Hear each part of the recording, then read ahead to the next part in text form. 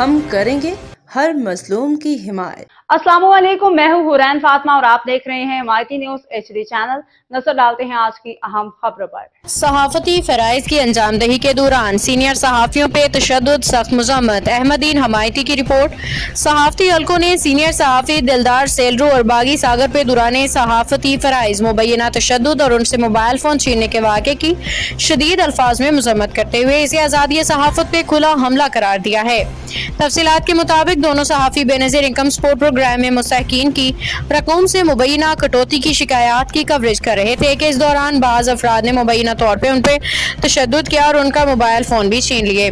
واقعے کے بعد صحافتی برادری میں شدید تشویش پائی جاتی ہے۔ صحافتی تنظیموں اور سماجی حلقوں کا کہنا ہے کہ صحافیوں کو اپنے پیشہ ورانہ فرائض کی انجام دہی کے دوران ہراساں کرنا، تشدد کا نشانہ بنانا اور ان کا سامان چھیننا نہ صرف آزادی صحافت بلکہ عوام کے حق معلومات پہ بھی حملہ ہے۔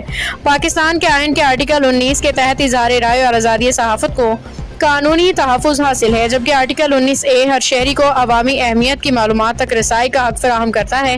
اسی تناظر میں صحافیوں کو اپنی ذمہ داریاں آزادانہ محفوظ ماحول میں انجام دینے کی سہولت فراہم کرنا ریاست کی ذمہ داری ہے۔ صحافتی برادری نے متعلقہ حکام سے مطالبہ کیا ہے کہ واقعے کی شفاف اور غیر جانبدارانہ تحقیقات کریں، ذمہ دار عناصر کو فوری طور پہ قانون کے کٹہرے میں لایا جائے، چھینے گئے موبائل فون برآمد کیے جائیں، متاثرہ صحافیوں کی جان و مال کے تحفظ کو یقینی بنایا جائے تاکہ آئندہ ایسے افسوسناک واقعات کی روک تھام ممکن ہو سکے۔